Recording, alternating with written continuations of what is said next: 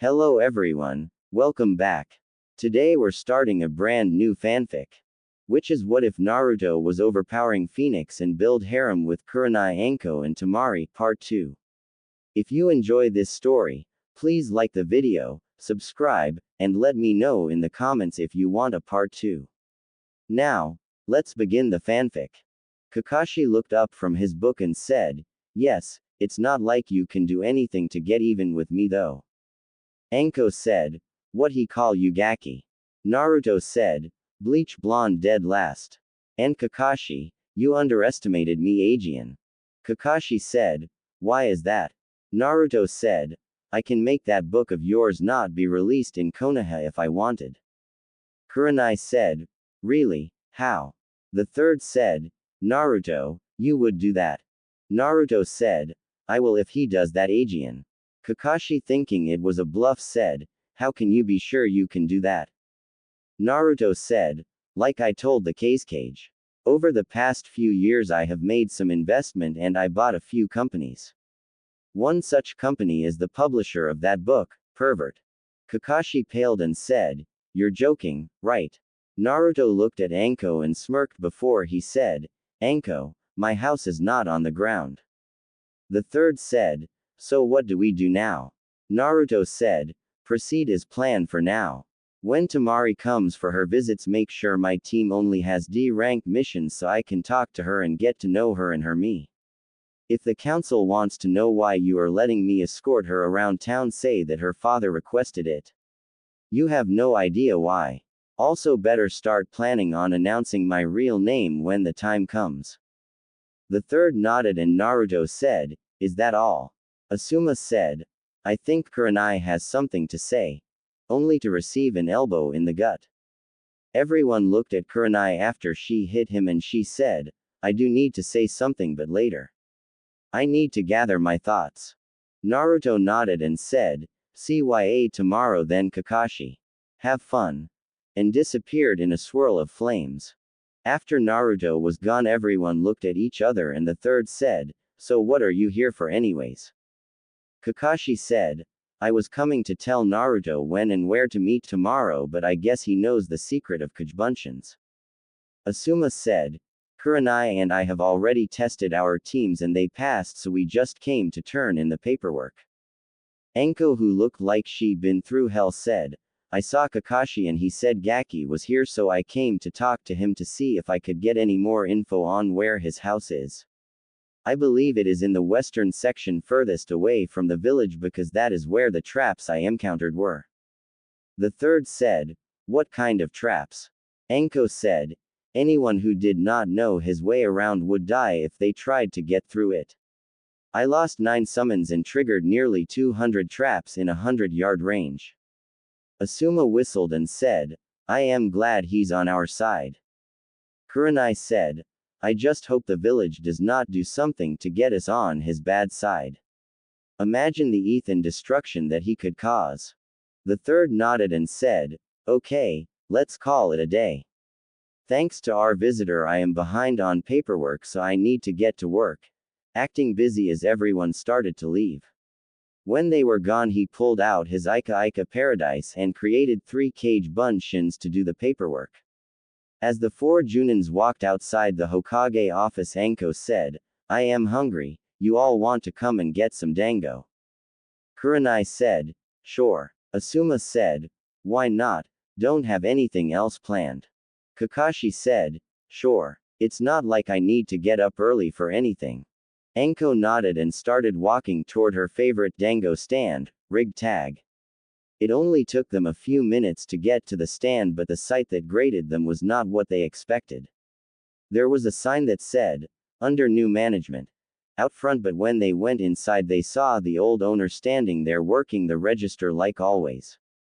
Anko said, "Leo, what's up with the sign?" The old owner said, "Oh, that.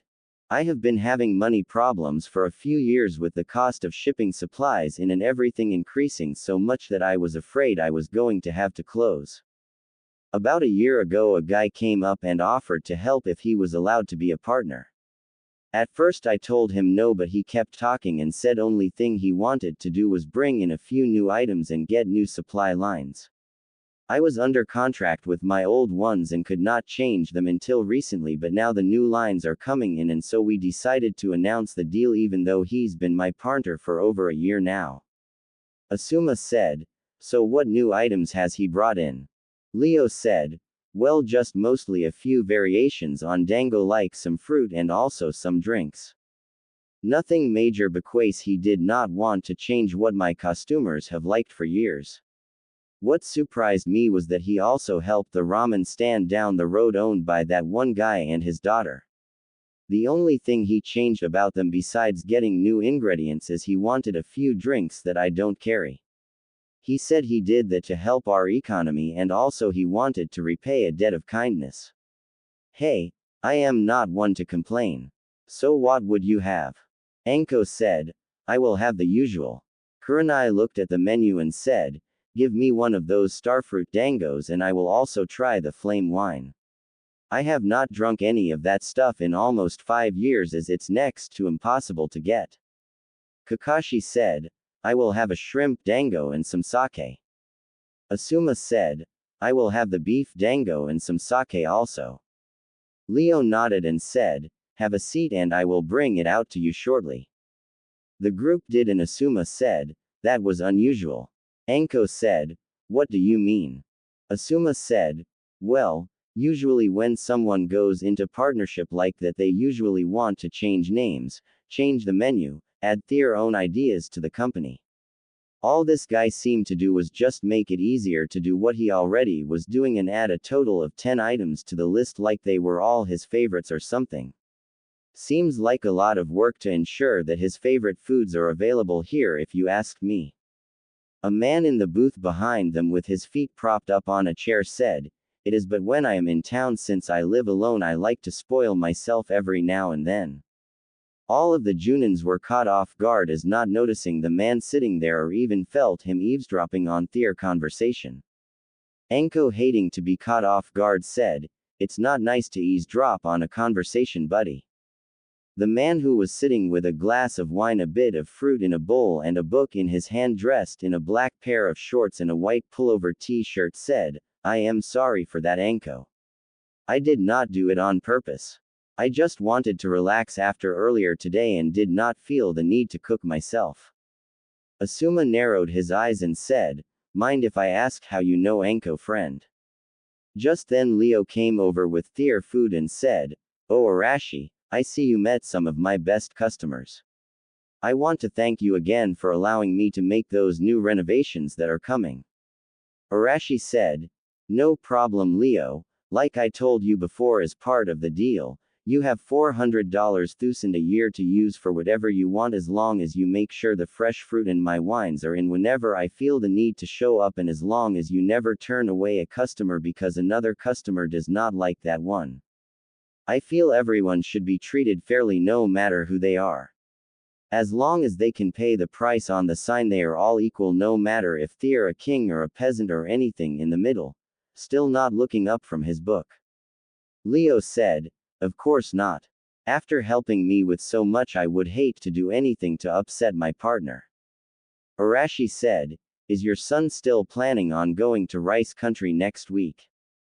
Leo said, yeah. His friend from childhood quit writing almost 4 months ago and he wanted to check on him. Arashi said, Rice is having a sort of problem with missing nins right now. I know that he is stubborn and all, but I hope he will listen to my advice and hire some ninja. I told him I would gladly pay for it. He is a good author and I would hate to see something happen to him. Leo said, I will talk to him, Aegean. I trust your advice since you've been right before. Well, I got customers, enjoy your evening. And walked back to the counter. Arashi sighed as he took a drink from his wine and turned a page in his book and still felt the other ninja keeping an eye on him. He said, relax, Asuma, even a genin knows better than to call out a total stranger's name like I did. Asuma said, then if you know better, why did you do it and who are you to talk to us so casually? Each of the ninja had a weapon in case he was an enemy. Arashi said, It never fails to surprise me when a ninja fails to look underneath the underneath, right Senseiheim? Kurenai stiffened for a moment and blushed and said, so this is your disguise Naru, you as she closed her eyes in pleasure. She was cut off suddenly by Arashi putting his finger to her neck and sending a small amount of chakra to her pleasure nerves. Kurenai slowly opened her eyes and Kakashi said, what was that Arashi? Arashi chuckled and closed his book and said, I am sure you understand why I am using my father's first name, but I just hit a massage point I learned over my lifetime. I figured doing that would have been better than saying don't use that name while I got this disguise on. Asuma said, don't you think you're being paranoid Arashi? Arashi snorted and said, keep an eye on the street for the next few minutes and tell me if I am paranoid or not. Oh, and watch my stuff. That book is getting good and I still like to finish my wine. As he headed outside and around the corner. 2 minutes later Naruto walked by the outside of the dango stand with all 4 ninja watching what was going on. They were surprised by what they saw.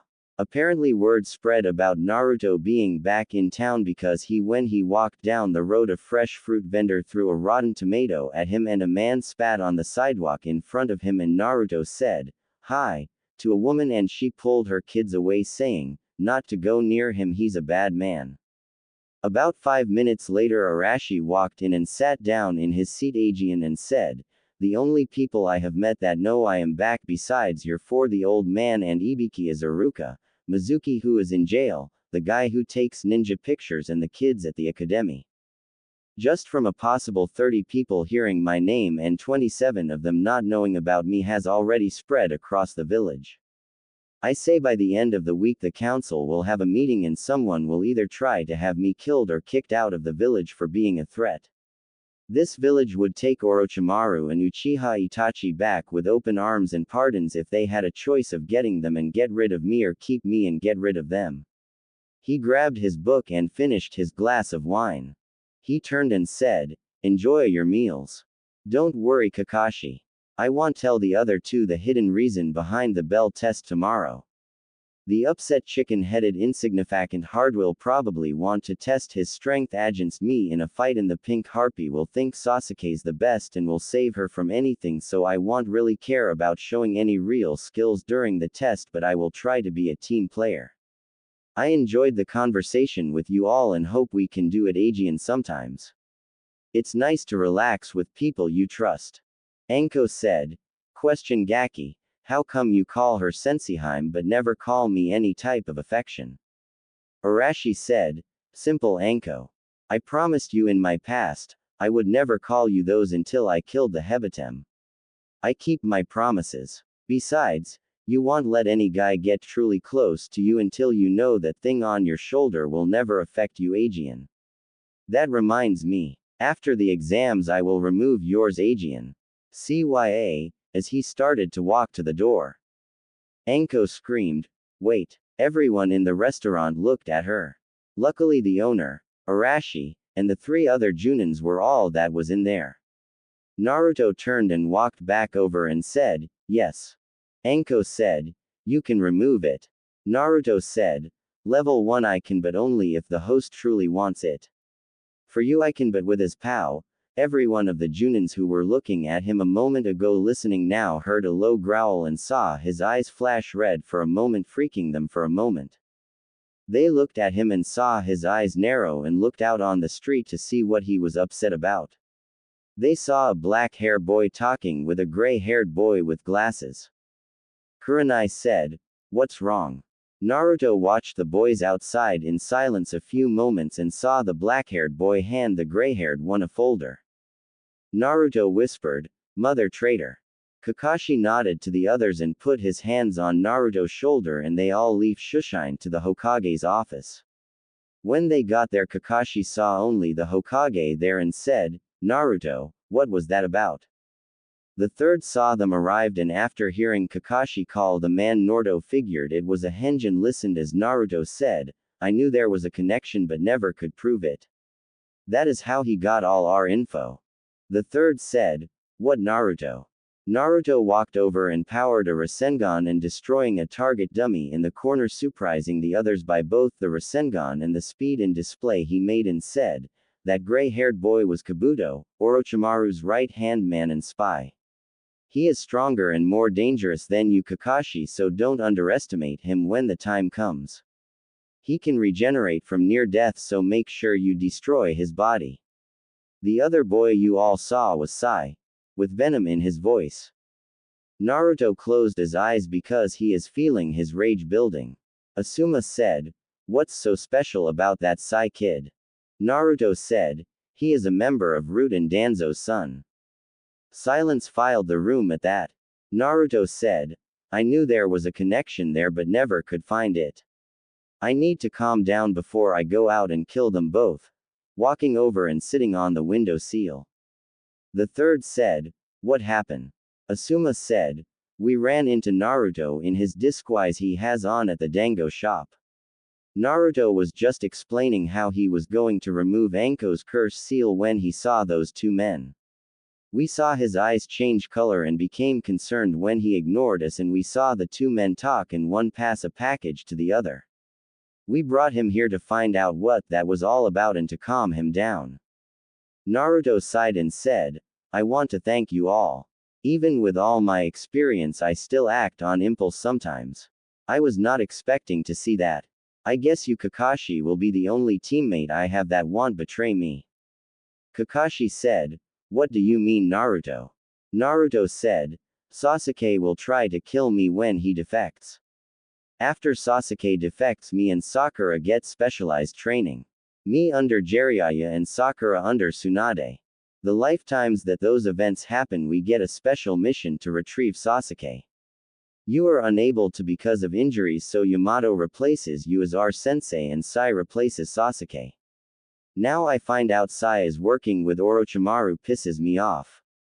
As for what I mean by Sakura, if I show any skill Sasuke wants, he will promise her a date if he can't get me or you to tell him and use her as his personal spy to look around my home or try and get me to tell. Sorry, I learned from my mistakes." Kurenai said, "Are you sure you're not jumping to conclusions, Naruto, about this Sai guy?" Naruto said, "Old man, you know Sai, right?"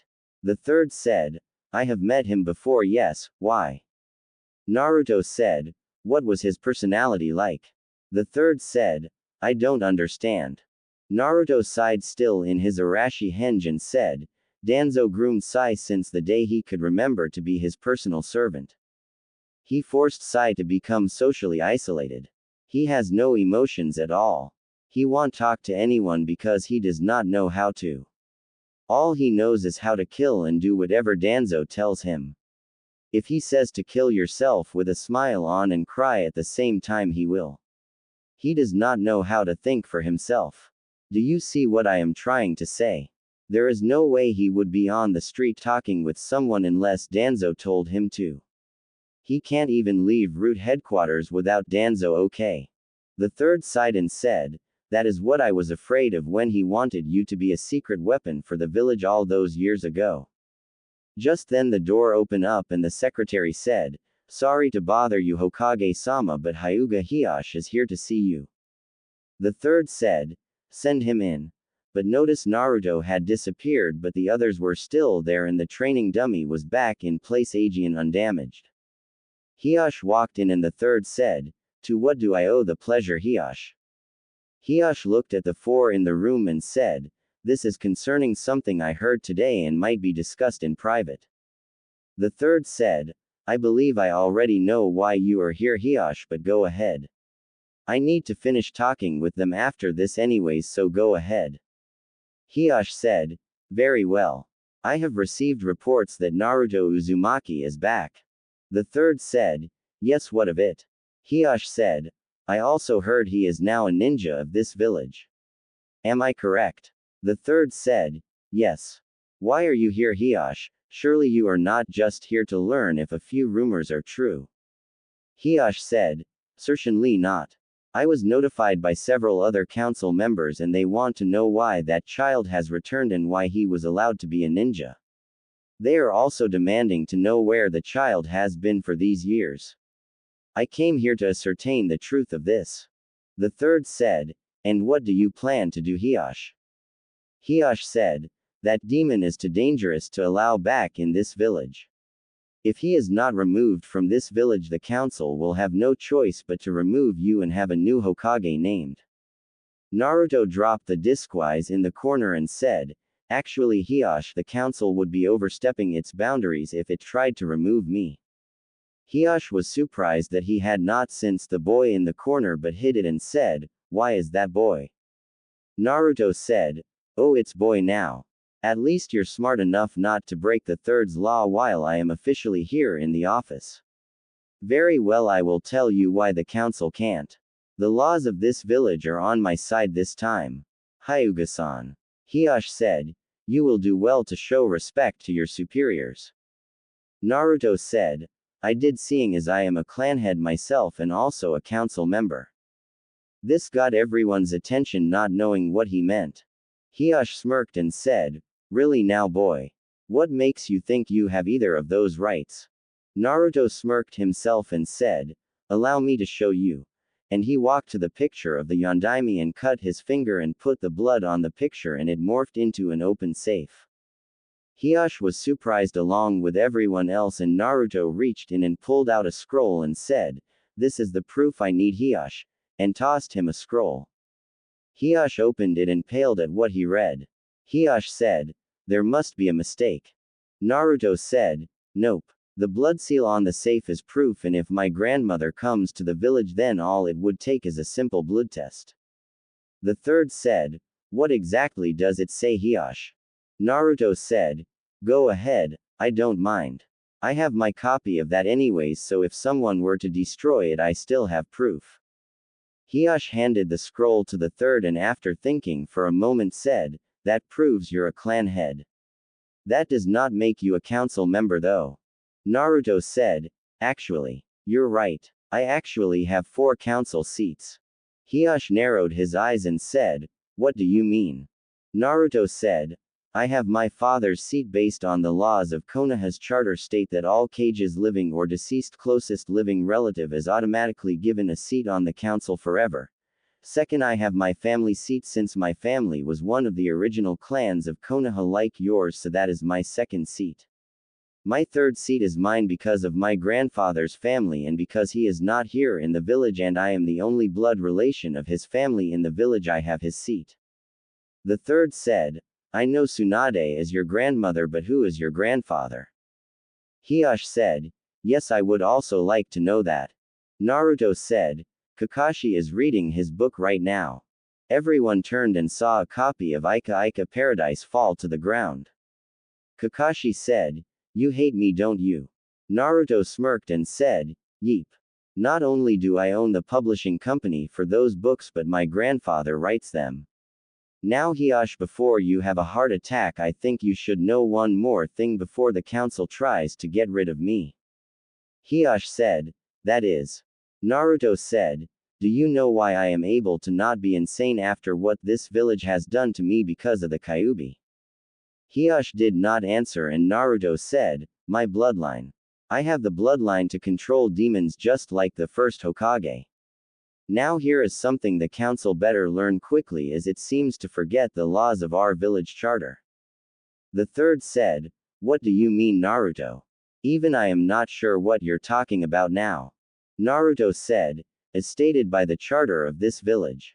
Any founding family member of Konoha that is from a founding clan has not only free travel to come and leave as they please, but also any structures or resources built on the lands that were divided among the original clans are always owned by those clans and cannot be taken away, given or sold by anyone. They will remain owners of those lands and any buildings or resources of those lands for as long as the village of Konoha stands and cannot be taken by the council, future Hokage, or any other person or persons of power. Hiyash said, what exactly are you getting at? Naruto said, Hokage-sama, can you bring out the map of the current village of Konoha while I grab something out of the safe?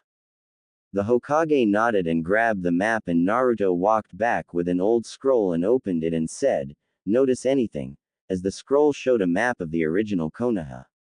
Asuma looked on and said, "My God." As everyone looked. Hiyashi said, "That can't be right." Naruto said, "When I first saw it myself, I checked with the map in the archives and they are identical. My family owns everything from the Hokage monument to the current south walls of the village. The Hyuga and Uchiha own everything from the academy to their compound. The third's clan owns what they still own, as do the other clans. The reason my clan lands are like this is because we were the first to allow others besides clans to move in and gave them homesteader rights. Even thought the village has prospered and everything, the law is the law. My family is seeing as Tsunade and myself are the last two of our clan own the entire village of Konoha from the boundary of the academy to the south wall north to the Hokage monument, which means that every building including the Hokage tower, hospital, stores, restaurants and homes are mine. The council cannot get rid of me. Oh, and just one more thing, Hiyashi. Look at my body with your bloodline." Hiyashi did and was surprised and seeing as his coils were larger than anyone he had ever seen and it was all blue chakra except a small amount of red and said, "How?" Naruto said, "I have almost absorbed all of Kyuubi's power as my own. As far as the council should care, by the time I am 16 it will be dead if not sooner. I am sure you don't want to call me demon again, do you, Hyuga? Especially with the power you can see is at my disposal to either defend this villages as I plan to like my family has, or if the village wishes to make me an enemy." Hiyashi said, "I have a lot to consider. Trying to figure the best way to use this to his advantage. If what Naruto said is true, then he has Konoha by the balls." Naruto sighed and said, "Hiyashi, I may not like you and you may not like me, but I have a proposition for you I think you might actually like." Hiyashi said, "What's that?" Naruto said, "How would you like to be rid of the cage seal on your family forever while still able to secure your bloodline?" This got everyone's attention and Hiyashi said, "What do you mean?" Naruto said, "Nobody knows my true skills because I left the village to train. During that time I have become a sealmaster of sorts. In fact, my skills helped me speed up the process to kill Kyuubi. After I become Chunin, I plan to go for my Junin status right after and my sealmaster certifications. I have designed a seal after I heard the detail of what happened with Cloud and your brother."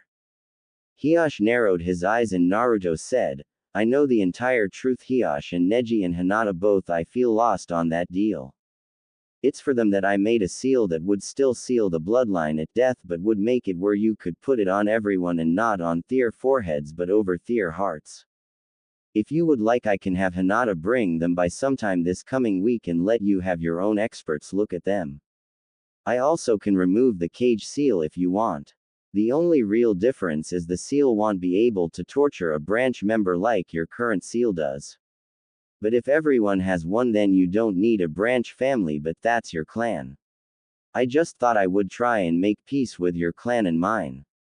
I plan to restore my clan and I don't want my children to have to deal with any animosity if I can help it." Hiyashi said, "Before I decide on anything, I would like to know how you know about the incident and what exactly you know." Naruto said, "While I was traveling, I met a missing nin from Cloud. He told me about how he was supposed to meet the man you killed and help bring Hinata back. He did not know I was from here at the time because I was hanged into a missing mist nin. He told me about how they discovered the switch but was too late to object and how he was supposed to be killed because of his failure. I killed him and turned him in for the bounty Cloud had on him. Anyways, after that I went to Cloud and turned in a bounty on the man, and while I was there I broke into the record office and found out more info. Apparently they found out your brother took your place to save your life. I also found out that they had help from a Hyuga named Hiri in getting the details of your family home." Hiyashi narrowed his eyes and said, "Do you have any proof of this?" Naruto said, "All I got is the mission scroll the Cloud nin I killed had on him. He was supposed to destroy it but used it as a bargaining chip to keep Cloud from sending hunters after him. It detailed when and where to meet Hiri and what he was supposed to deliver for the info. Everyone in the room was stunned at this, and Hiyash dropped his emotionless mask and said, "If you do have that, I will make you a deal." Naruto said, "Give me about 5 minutes and I will be back," and flamed Shushin away. Hiyash looked at the third and said, "Did you know this?" The third said, "No. Only thing I know for sure is Naruto found out who his family is and then said he was leaving to train. He is back now, but almost everything from the time he left to when he got back I know nothing about. I will tell you this. What he has told me is true." Just then a flame Shushin appeared and Naruto had a scroll and looked at Kakashi and said, "Sharingan can't copy it. I mix my wind affinity with the demon Charka to cause the effect." He then walked over to Hiyash and handed the scroll and said, "Here you are." Hiyash opened it and began to read it and said, "I can't believe he would do that." Naruto said, "I believe it. From what I can tell, he is one of your council members in your clan. His father was going to be named clan head, but yours was instead, and I guess he has a grudge. Am I right about him being on your council?" Hiyash nodded and said, "Yes." Naruto said, "Well, what is this deal you spoke of?" Hiyash said, "I will support your position as the current clan head and backing on the council. I will also agree to help with anything you need to restore your clan if I am able to." Naruto said, "Money is not an issue, and I want to state this now, Hiyash. I am not interested in an arranged marriage with your daughters. It's not that I don't like them or anything. It just I want my marriages to any woman to be love. I have an arrangement in the works, but I have already told all party involved that it has to be love and not responsibility. I will still have Hinata deliver the seal to you sometime in the next week. I do have a small request. I know that Neji is your nephew and his hate for the main house is clouding his judgment. Could you reveal the truth before the Chunin exams? I fear if he and Hinata somehow met, he might use that forum to avenge his father." Hiyash said, "I will do as you asked. I do request that when your future weddings are I am invited, though I do have one question. Do you know who your mother is?" Naruto said, "For now, no. I am hoping to meet and convince Tsunade to return to Konoha, and if she does I will try to talk her into doing a blood test on all records in Konoha archives to see if she can tell me who it is, since she does not know about me yet." Hiyash said, "What do you mean?" Naruto said, "When Tsunade had my father, the village was at war. She hid him in the orphanage to protect him from her enemies. My father did not know about her being his mother until he became Hokage and performed the same request I am going to ask of Tsunade. Since until I returned from my training trip, the only person who knew I was Arashi's son was the third. I am using it to my advantage to get everything set up for my clan's return to Konoha. However, I do still have laws to protect me should the council try anything to stop me or my clan." Hiyash said, "If I may ask, how do you know the laws of this village so well?" Naruto said, "I have an almost photographic memory and can read the entire Konoha library in one day with a just you I know. I used that jutsu with permission from one of the Fire Lords who had copies of all laws of Konoha and its charters." Hiyash said, "I see." Naruto said, "Well, Hiyash, it is getting late and I know you have a lot to think about, but I would like for you to keep what you heard here a secret until I make it public. I don't want to cause a riot, seeing as I am considered a demon of the village instead of the hero my father wanted. Have a good evening, everyone." And flamed Shushin away. Hiyash turned and saw the third looking at him, and the third said, "Now Hiyash, I would like to remind you about my law. Don't let me catch you calling him a demon Aegean or I will take actions." Hiyash nodded and said, "Kazama-san said he had an arrangement in the works. Might I inquire as to what it is?" The third said, "I am not at liberty to say at this time. I can tell you it will either be finalized or cancelled by the time the finals of the Chunin exams." Hiyash nodded and said, "We really messed up, didn't we?" The third said, "I may not know his exact skills, Hiyash, but I can tell you this. He is stronger than his father." Hiyash paled and said, "I see. Perhaps I should do everything I can to help him and his clan. If what he said is true, his clan would be a welcome addition to any village. Kakashi said, "What do you mean?" Hiyashi said, "I know what he was referring to when he said he still had other laws that protect his clan. As clan head, he has the right to call for a vote of all current members in the village. He has the right to remove his clan and seize all of his clan's holdings and move them should 3/4 of the clan in the village agrees. Since he is the only clan member in the village, he can take his clan to any village he chooses." The third paled and said, "I hope you will do what you promised Hiyashi. If he becomes upset without village, he can destroy it without lifting a finger." Hiyashi nodded and left. The Junins looked at each other and Anko said, "Gaki was right, Aegean." The third said, "What?" Kurenai said, "Earlier when we told him he was being paranoid hanging in public, he showed us he was not by walking down the street as himself and saw the villagers being cruel. He also said the council would try to get rid of him by the end of the week. Looks like that started also." Kakashi said, "Why do I keep feeling like I am the child when he is in the room?" The third said, "Because ever since I met him at the age of 5 and he told me the truth, I felt the same way." Asuma said, "I want to know how he did that to you at the restaurant." Kurenai blushed and said, "None of your business. I need to go." And she left in a swirl of leaves. Kakashi said, "You really enjoying this, aren't you?" Asuma said, "Yeep. I think she could use someone in her life." Kakashi said, "I thought you both had a thing going." Asuma said, "Well, we just hang out mostly. Hell, the last 2 times we tried dating we never even kissed." Kakashi nodded and said, "You have anything you want me to work on, Hokage-sama?" The third said, "Try to evaluate him if you can, Kakashi." Kakashi nodded and left in a swirl of leaves.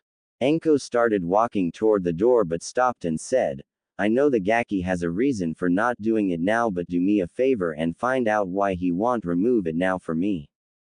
The third said, "I will, but it will be hard." Anko nodded and melted into the floor. Asuma looked at the third and said, "So what's really going on, Dad?" The third said, "Honestly, I don't know. The more I think I understand, the less I actually do." Asuma said, "Do you really trust him?" The third sighed and said, "Truthfully, no. It's all too convenient. If what he says is true, then I have no choice but to trust him, but it's all a little hard to believe. I am going to get a hold of my former students and find out if what he said is true. If it is, then I have more proof than his word." Asuma said, "I should let you know that he is buying into a few business in town. Either he is truly saying the truth or he is setting something up." The third nodded and said, "For now I want you to train your team normally. I may change everyone's training if I find out later that he is telling the truth. I hope my lack of faith does not come back to bite me or this village in the ass." Asuma nodded and left. Neither the third nor Asuma detected the small plant fade into the ground in the corner of the office. In Naruto's house, he slowly opened his eyes and said, "I hope so, to old man." "I hope so too. Looks like I will have to do things myself for a while. Perhaps someday someone will actually trust me once they know who I am." And he put his book back into the shelf of his library and walking upstairs to his bedroom. There comes a point in everyone's life where they have only one thought in their mind. That thought is, "I wonder how I can piss the world off today." That thought went through Naruto's mind when he started getting ready for the day. He looked to his weapons, scrolls and other items he would need for the day. He looked at his cloths in the closet and smirked as he decided what to do today. Sakura was in a dream world today. First, she got up an hour earlier than she normally would because today she was going to take a test with her Sasuke-kun. She got her best dress and put on her makeup, got all the little journals she kept on Sasuke and the new journal she bought yesterday to write everything her and Sasuke did now that they are on the same team. She thought about her other teammate and said, "What a jerk," remembering how he described himself. It was one line. "My name is Naruto." That made everyone there sweat drop. Sakura looked at the clock and said, "I am going to be late." Funny thing is she is 2 hours earlier than she is supposed to be. Sasuke was in his shower getting ready for the day. His thoughts were today I will be one step closer to killing him. After getting out of the shower he put on his clothes that he had laid on his bed and quickly left to meet his team. He stopped for a moment feeling something was wrong but could not figure it out. Oh well, it will only get in my way to kill him. On his way to the training ground when he would pass someone who was a ninja they would snicker at him but his pride would not let him ask why. Sasuke and Sakura arrived within 5 minutes of each other but Sasuke ignored her and she was busy writing something in journal. 2 hours after they were supposed to meet for their team meeting both Kakashi and Naruto had not shown up. Suddenly the sound of music echoed across the village of Konoha waking everyone who was not up yet and making everyone cover their ears. Now some of you might be wondering where the music was coming from. That is actually kind of funny.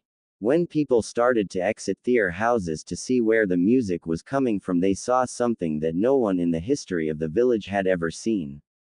A certain red-eye woman looked at the source and started to laugh. Harem. Everyone looked up at the Hokage monument and saw the 4 faces of the Hokage singing with the words to the song and showing actual expressions. Of course it was a genjutsu but that was besides the point. Her laughter grew even more to the point she started to cry when a figure was seen walking down the middle of the street. Said figure was 5 feet 10 inches tall and weighed about 160 pounds. He had blonde hair and blue eyes. He was currently dancing to the music that was playing. Now that would be funny but was not the reason said red-eye woman was laughing. No, the reason was how he was dressed or not dressed would be a better word for it. The only cloths he had on was a pair of boxers that had the word on the front and a picture of 2 hands on the back and a pimp hat with a cane. Once the figure got closer and the red-eye woman could see his muscles and how ripped he was, he said, "Morning Senseiheim," as he continued to dance through town on his way to the training ground. Now the song he was dancing to and the Hokages were singing went a little like this. I'm 2 for my love, 2 for my love. Love's going to leave me. I'm 2 for my shirt, 2 for my shirt. So it hurts. And I'm 2 for Konoha, 2 for Konoha. Suna and Iwa. And I'm 2 for your party. 2 for your party. No way I'm disco dancing. I'm a model, you know what I mean. And I do my little turn on the catwalk. Yeah, on the catwalk, yeah. I do my little turn on the catwalk. I'm 2 for my bar, 2 for my bar. 2 by far. And I'm 2 for my hat. 2 for my hat, what do you think about that? I'm a model, you know what I mean. And I do my little turn on the catwalk.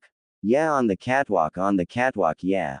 I shake my little touche on the catwalk. I'm 2 for my 2 for my 2 for my. 'Cause I'm a model, you know what I mean. And I do my little turn on the catwalk. Yeah, on the catwalk, yeah. I shake my little touche on the catwalk. I'm 2 for my cat, 2 for my cat. Poor cat. I'm 2 for my love, 2 for my love. Love's going to leave me. And I'm 2 for this song. Kakashi, who along with anyone else who was asleep decided to give it up as the music still played and got ready for the day.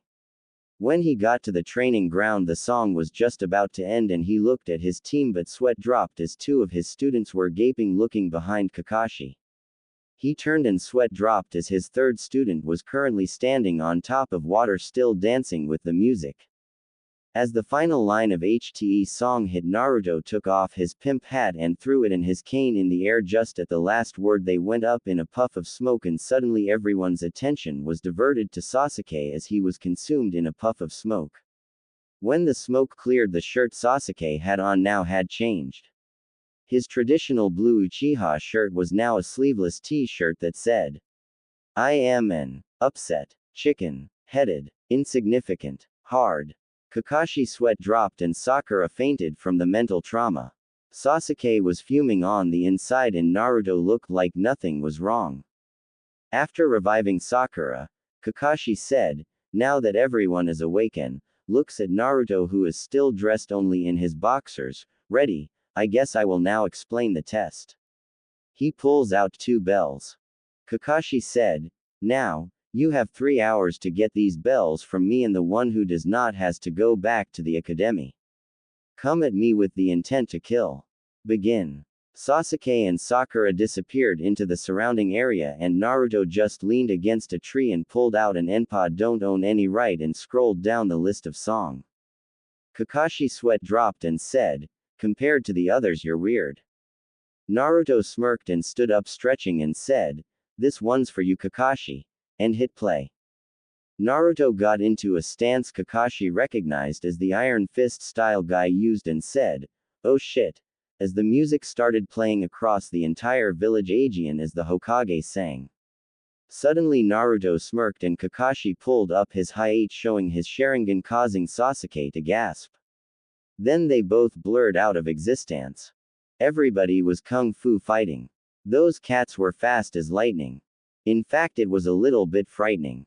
But they fought with expert timing. They were funky China men from funky Chinatown. They were chopping them up and they were chopping them down. It's an ancient Chinese art and everybody knew their part. From a feint into a slip, and kicking from the hip. Naruto appeared within leg sweep that Kakashi jump and then Naruto jumped to match his jump and they started trading punches. Then blurred out of sight Aegean. Everybody was kung fu fighting. Those cats were fast as lightning. In fact it was a little bit frightening. But they fought with expert timing. There was Funky Billy Chin and Little Sammy Chung. He said here comes the big boss, let's get it on. We took a bow and made a stand, started swinging with the hand. The sudden motion made me skip, now we're into a brand new trip. Then they both appeared panting a little. Naruto changed stances to one Kakashi did not know and then charged Kakashi slow but at the last second speeded up incredibly and kicked Kakashi once of the ground, then he received a punch into the gut, sending him double over only to receive 2 more punches being lifted at least a foot higher each time. And then a kick to the side of the head and they both blurred out of existence. Everybody was kung fu fighting. Those cats were fast as lightning. In fact it was a little bit frightening. But they did it with expert timing. Repeat, make sure you have expert timing. Kung fu fighting, had to be fast as lightning. Finally as the song ends Kakashi and Naruto both appear and Naruto turns to see Sasuke and Sakura standing there gaping and said, look in you pockets. Both seemed confused and reached into their pockets and found the bells. Naruto said, same time tomorrow Kakashi. Kakashi just nodded and pulled his Hi-8 down before collapsing on the ground. Sasuke is at a loss for words and Naruto goes through his songs and starts walking away and Sasuke said, fight me. Naruto smirked and hit play and said, fine, and got into another fighting stance and the music started playing. As they got into a fighting stance the music said, fight for you right, fight for you life, Mortal Kombat. And both Naruto and Sasuke charged and in one punch Sasuke was on the ground and Naruto said, flawless victory, and walked over picking Kakashi up and flame Shushin to the hospital.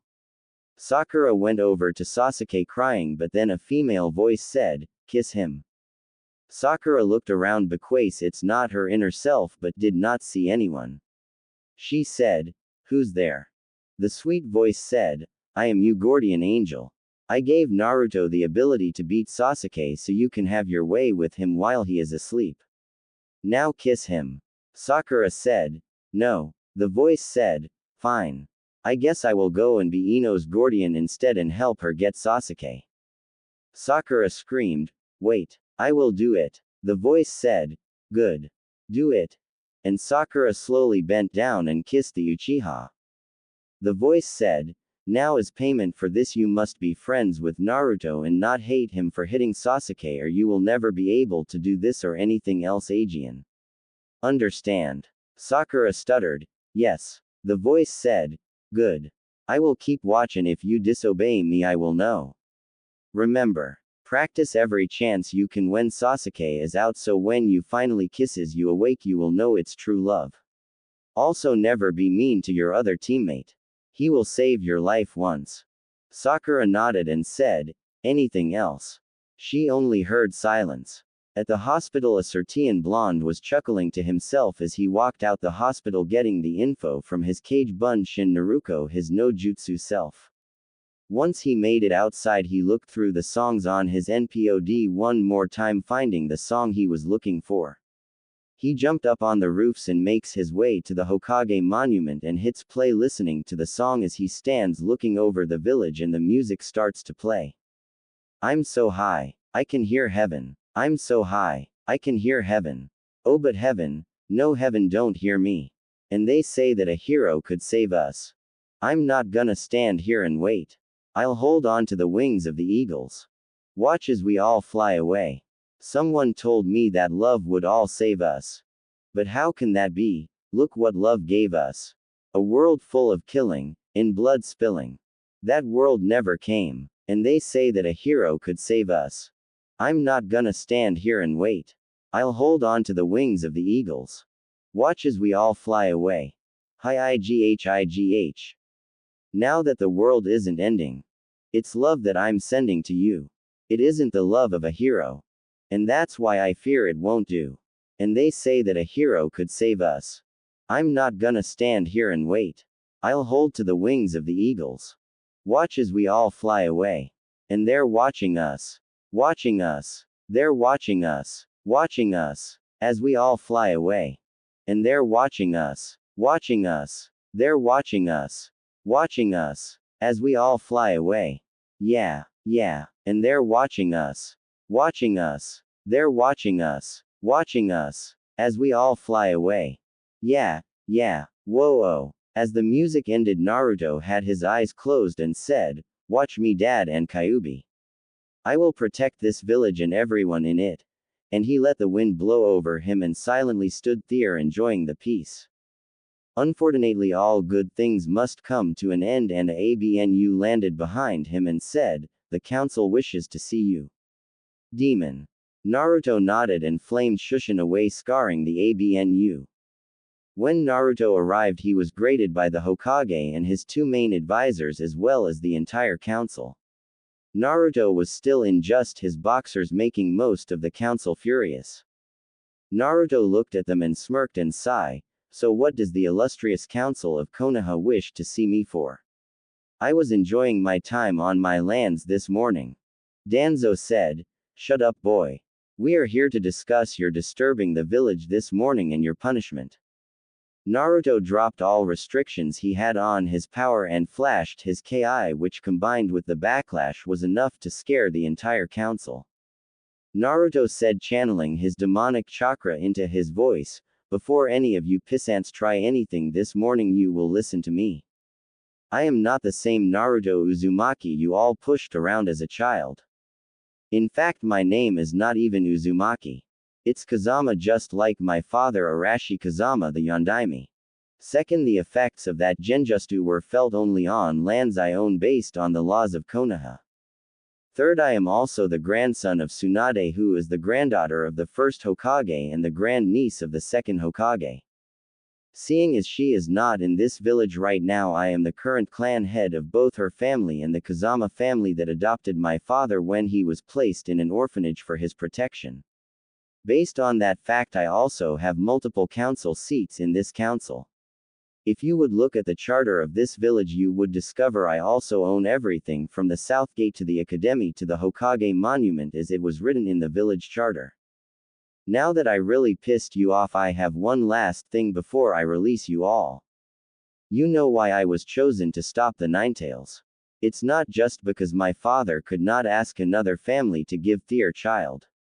No, it's because I was the only one who could contain it. Why, you ask? This. And Naruto slammed his hand against the ground, causing a tree to burst through the council chamber floor and right through the roof of the building. Naruto then released the key and put his power restrictors back on and smirked, seeing the scarred look on everyone's face. Naruto said, "So what do you want to see me about?" "Well, I will let you all think about what I said. Have fun, pissants." And he flamed Shushin away. Now those who knew of Naruto being from the future were surprised when he took this course of action. Not only had he told the council basically to kiss his His power spike was enough that it scarred the shit out of everyone in the entire village, being so massive. Naruto was still pissed off after he went to walking through the streets of Konoha. Everyone seemed to be giving him wide berth of walkway. Naruto saw a figure walking toward him pissed and said, "Gaki, what the hell was that about? Not only do you piss off the entire village, but you get into a pissing contest with the council, scaring the shit out of everyone in the village." Naruto ignored her and kept walking. She looked at him and said, "What? No answer. Too good to talk to a friend. Here I thought you wanted to be special." Naruto stopped in his tracks and said, "Trust Anko." Anko stopped and looked confused and said, "What?" Naruto said, "I said trust. Do you know how hard it is to live a life where the people you want to be close to don't trust you? It's not bad enough my father had to curse me, but even after I tell the truth to those I trust and I expect the same thing from them, but I no matter what I am never trusted." Anko looked at him and said, "You are an idiot. Of course no one is going to trust you. You're a ninja. We make our living out of deception, idiot. You know, for someone who lived as much as you say you have, you can be naive." Naruto looked at the sky and said, "You know the last thing Kyuubi told me before he died, Anko?" Anko said, "What, Gaki?" Naruto said, "He told me that I should never deny who I am. To do that would be betraying myself. You know what the sad thing is? I never had a chance to know who I am. I have always been what everyone already thinks I am. A monster, a demon, an idiot, a weakling, a dead last and a failure. I have had to fight for every ounce of respect I ever had. Do you have any idea what it's like to wait for the people you trust to stab you in the back?" Anko stood there quietly and said, "Yeah, kid, I do. But I also know something you seem to have forgot. Respect is earned, not given." Naruto looked at her and sighed, closing his eyes, and said, "I am tired, Anko. Truth is, I don't know what I truly want to accomplish." Anko looked at him and said, "What makes you happy?" Naruto was quiet for a moment and said, "Having someone talk to me as an equal without looking at me with hate. Enjoying a meal with someone and not worry if I have been poisoned. To have the one thing I never actually had. A family. That is what would make me happy. The feeling of not being alone anymore." Anko said, "So why do you try so hard to show everyone how much of a badass you are and give them one more reason to hate you and stay away from you?" Naruto looked at her for a moment and said, "You're right. I already blew this one and probably will get the Leaf Village destroyed because of my damn pride and arrogance." Anko said, "You're going to start over again, aren't you?" Naruto nodded and said, "Thank you." Anko said, "What?" Naruto said, "I know what I need to do now, and blowing my stack at the council did help clear my head. I have dealt with those enough and learned enough laws to really piss them off. I have wanted to do that so much it felt good. I do have one thing I have always wanted to do." Anko said, "What's that?" Naruto said, "You like torture, right?" Anko nodded her head slowly and Naruto said, "There is a certain guy the first want to have a little fun with before I start over again." Anko said, "What are you planning, Gaki?" Naruto said, "How would you like a little revenge on Orochimaru?" Anko grinned and said, "I like you style, Gaki. What do you have planned?" Naruto said, "Meet me at the tower in the Forest of Death in 2 hours." Anko nodded and Naruto disappeared in a swirl of flames.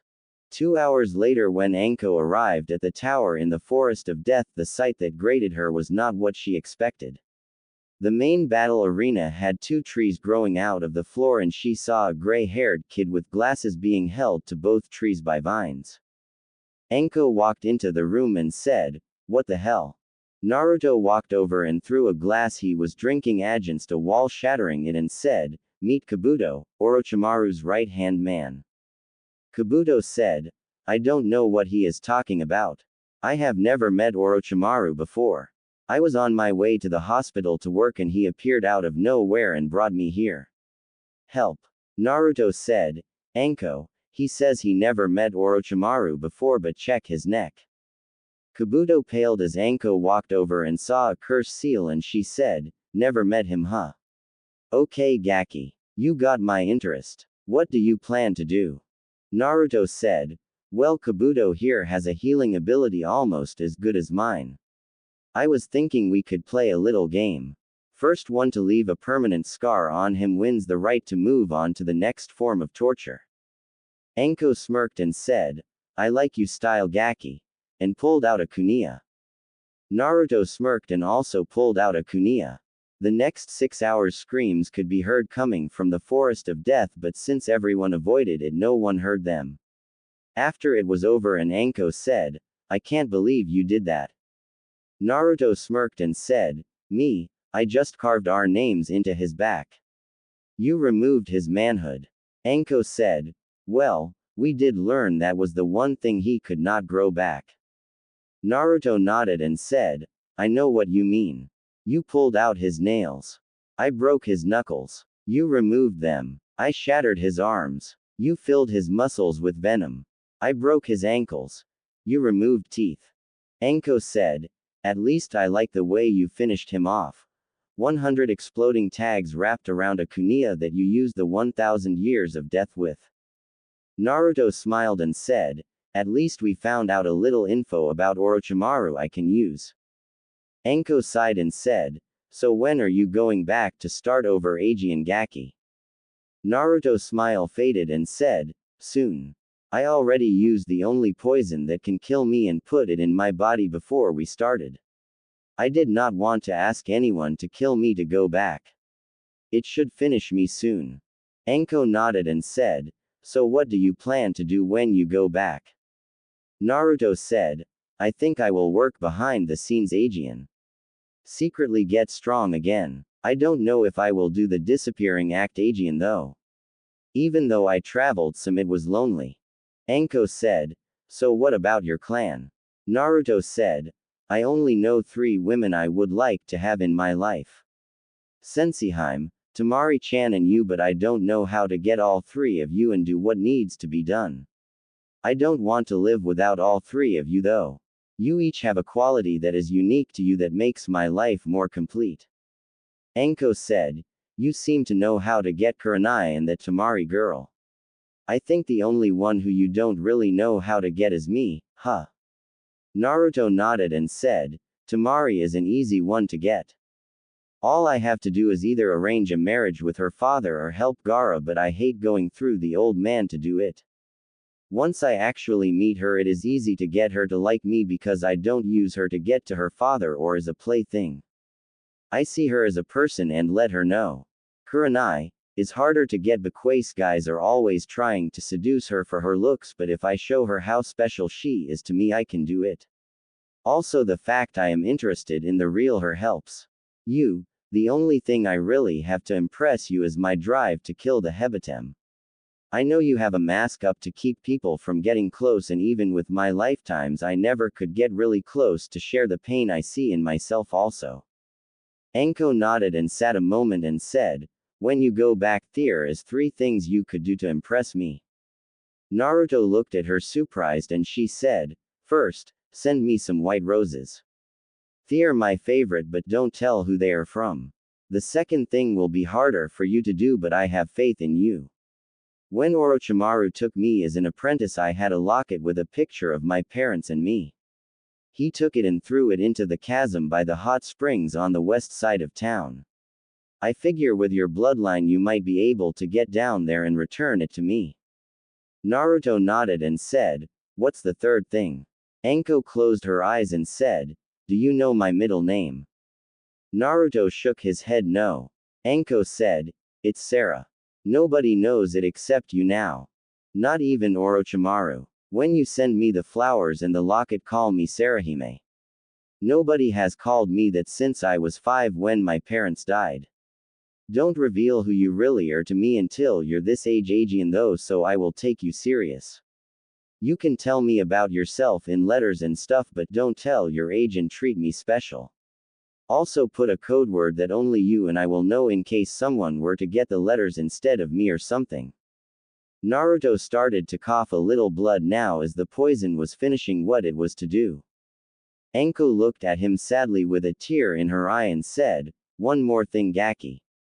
Explain to me in your letters the truth of who you are, but not enough for me to figure out, and tell me about how you are the last of your clan, but make sure I know you are not an Uchiha.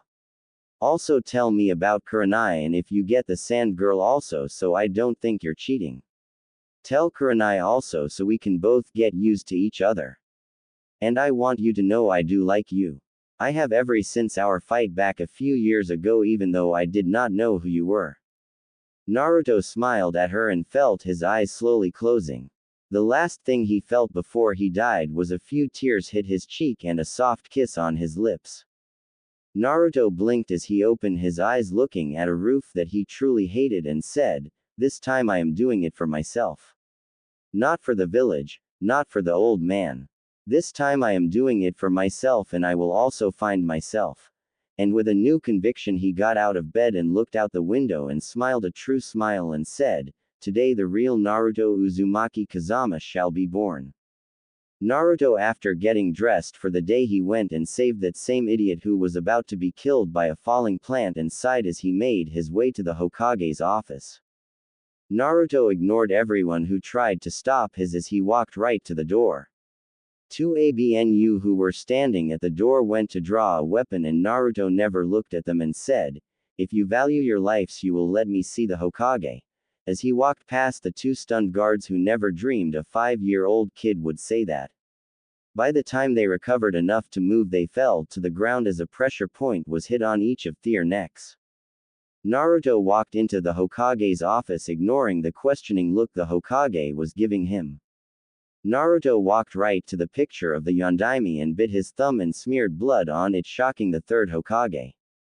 He reached in, pulled out a scroll, tossing it to the third, and said, "Long story short, I know who I really am, and I know why you did what you did. I respect you for that, old man, but I am tired of being the village's plague. I got things to do and you can do what you want. I don't want it known who my father is yet, so don't tell anyone. My name is Naruto Uzumaki Kazama. I don't really care if most of this village thinks I am Kyuubi or not, but I will be taking my family name when I am ready. I will be around sometime. Don't be surprised if you can't find me or I go missing for a week or two.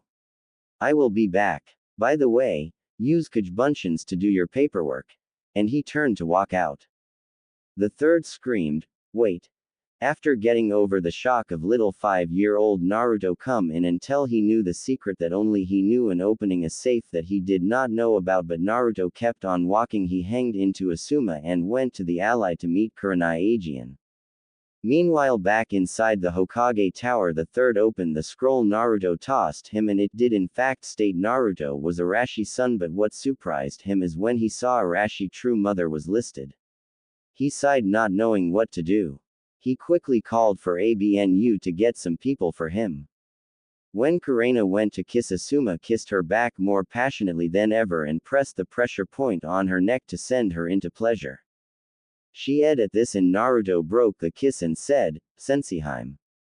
I am not Asuma. This is a henge. I won't tell you who I really am yet, because you will be surprised when you find out who I am. I will tell you this. I am younger than you, but to me age is meaningless. I have admired you from a distance, but not because of your beauty, but for your compassion and caring nature. When the time comes, I will reveal the real me. Until then, goodbye, Senseiheim." And he flamed Shushin away, leaving a shocked Kurenai. Naruto appeared inside the forest of death, and having already activated his bloodline, he began rebuilding his home. Having done it before and knowing what to do, he was able to finish most of it within a few hours. His new home was basically a 2-story house, but did not have any windows or inside walls. It was just a big house with 2 floors and the outside walls and roof. The finer things like furniture, electric, water, sewer, among other thing would take time, but for now the basic house was built. It took most of his chakra to do this. His demon chakra helped, but he would have to begin retraining his body. He sighed as he ate the fish he had a clone catch and cook. Naruto walked into his new home and said, "This is going to be fun." and opened a dimensional portal and pulled a scroll out of it and unsealed a bed. He then got out some paintbrush and ink and got to work on some seal. After he was done, he laid down on the bed and said, "Thank God Kyuubi taught me how to put stuff in dimensional pockets. No matter when I am in time, I can get stuff in or out of it. It helps not having to rebuy stuff. Oh well, this is going to be a fun week." And went to bed not even concerned that the third Hokage had 10 of his most trusted people out looking for Naruto. Naruto woke early the next day. Quickly getting ready for the day, he went and wrote out a scroll and sealed it and left Shushin back to the Hokage tower, shocking many of the ninja who were there to get their mission. Naruto walked up to the mission door office and said, "I request a mission." The third said, "Naruto, you're not a ninja, so you can't ask for a mission. Also, I would like to talk to you in private." Naruto said, "You misunderstand me, Hokage-sama. I do not want a mission. I wish to commission a mission." The Hokage blinked and said, "And what would that mission be?" Naruto said, "I wish to pay for 2 S-class missions. I also request for the mission to be carried out by the same person." The Hokage said, "S-class mission, you say? You know they are expensive, Naruto. I also would like to know what the missions are." Everyone in the room was listening in, and Naruto said, "They are both delivery missions. One is to Jiraiya of the Sannin and the other is to the Kazekage of Suna. The third scroll here is for Kakashi alone to read." The third blinked and said, "Would you mind explaining to me why you want that?" Naruto said, "All you need to know is that I want both missions carried out by Hatake Kakashi, and that if either of my scrolls are open besides the intended person, the repercussions will be severe. Also, he must wait until he receives an answer to both scrolls. As for the pay here," throwing a scroll on the table, "there is $2 million in that scroll. Now, do you accept my missions, or do I take my money and mission elsewhere?" Naruto said, ignoring the looks everyone was giving him. The Hokage was shocked and saw everyone of the ninja in the mission room looking at him to see what he was going to do. The third said, "Very well. I will accept your mission. I still wish to." He was cut off by Naruto leaf shushing away, shocking everyone. Aegean. Naruto appeared back at his home and began the task of rebuilding his home. The Hokage sighed and looked in the scroll and indeed did find the amount Naruto said. A Chunin said, "Hokage-sama. What was that all about, and how did that boy use a shushin that only Chunin or higher know?" The Hokage looked up and said, "Mizuki, I don't have to answer your questions now. I have things to do, so get back in line to wait for your mission." Mizuki nodded and got back in line, filling this for later. The Hokage looked at the 2 scrolls Naruto had given him and the mission money, trying to figure out what was going on. He continued handing out missions, and around noon he finally got to the last scroll. He decided he would not send them out until he got answers. The next day Naruto got ready for the day and brought out more scrolls with stuff he has for his home.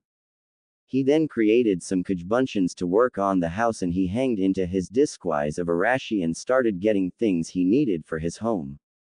Food, bathroom supplies, things of that nature. Stuff you don't really want to stock up on. As he was walking through the village, he saw a group of villagers gathered outside his old apartment. Carefully he slowly walked closer to listen to what the group was there for. "You mean the demon has not been here today? Where could he be? I heard he attacked the Hokage.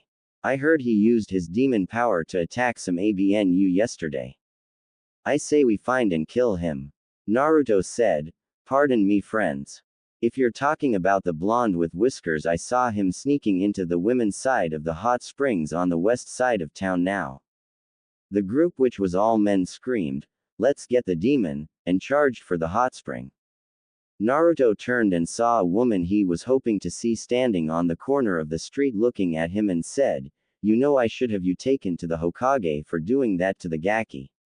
The kid has a hard enough life without making it tougher." Naruto said, "I would agree if I did not just set those idiots up to get the shit beat out of them." I happen to know that most of the Inazakas visit the hot springs today and they don't like perverts. Also, the kid does not live here anymore. He has a new home hidden away from most of the village. The woman said, if what you say is true, then I like your style, Gaki.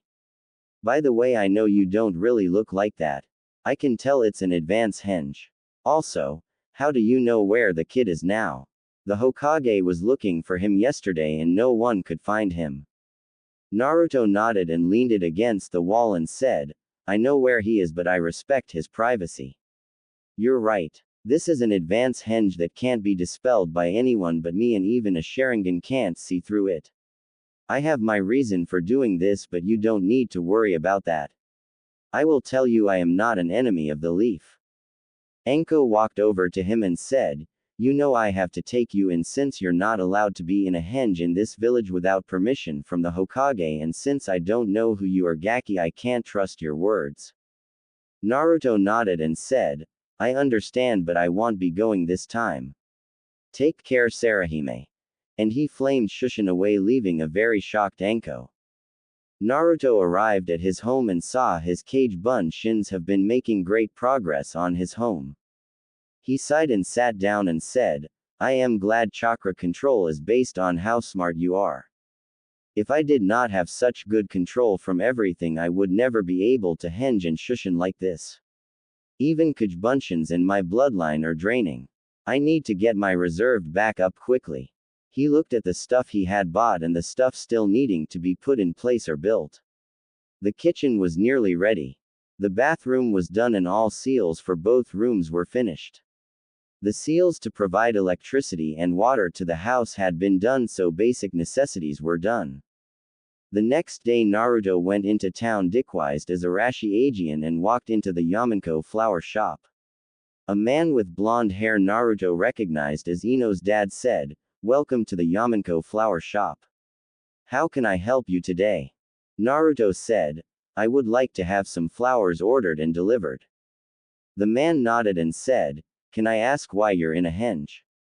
Naruto said, It's because the ladies that I want to send the flowers to do not know it is me that is sending them, and I want to get both their attentions before I reveal who I really am. Inoichi said, I understand, but you know the Hokage has already sent word to all Junins in the village to capture you, right? Naruto said, I figured he would, considering I display skills no one in the village has seen before. I am not going to cause any trouble, but I would like to order my flowers before we get to official business. Inoichi said, You know I can't do that. Naruto sighed and said, If I can give you some proof I am a member of the Leaf Village, would you let me get my flowers and leave saying I escaped? Inoichi said, Why would I do that? Naruto walked over to a set of flowers and said, Growth. And the flowers grew dramatically. Naruto turned and said, I am the great-great-grandson of the Shodaime Hokage. I am also the last of my clan that can carry on my family line. I don't want the people of this village to know who I am because the village has lost my respect. I won't reveal who I really am until my grandmother and grandfather arrive. I am not hostile to the village because if I were, the village would not be standing. Catch. And he threw a scroll flame Shushin away, leaving a shocked Inoichi who thought it was an attack but instead was a scroll. He looked around the shop and opened the scroll and was surprised by what was inside. It was an order for white roses and jasmines, but what surprised him even more was the note to the Hokage and who the flowers were for, as well as the payment. He quickly closed the shop and went to the Hokage's office. When he got there, he saw the third was at his desk and said, Pardon the interruption, Hokage-sama. The third looked up and said, What is it, Inoichi? Inoichi said, The gentleman you asked everyone to be on the lookout for came to my shop a little while ago. The third nodded and Inoichi said, He wanted some flowers ordered and all, and he showed and told me something before escaping I think you should know. He claims he is the great-great-grandson of the Shodaime Hokage, and from the display of manipulating plants I say it's a good chance. He also said he is not a threat to the village but said that we have lost his respect. He said he won't reveal who he is until his grandfather and grandmother arrive. The third looked at the scrolls on his desk and said, I see. I believe I know who he is now. If he is who I think he is, then I know why he is in Henge. Did he say anything else? Inoichi said. He said he was not hostile to the village because if he was, it would not be standing. He said he was the last one who could carry on his family line. The third closed his eyes and said, Who were the flowers for? Inoichi said, Actually, that surprised me the most. Kurenai and Anko. He said he was in Henge because he was not ready to reveal who he was yet to either of them. The third coughed and sat up at his desk and said, Thank you, Inoichi. Go ahead and fill the orders if he paid in any further orders.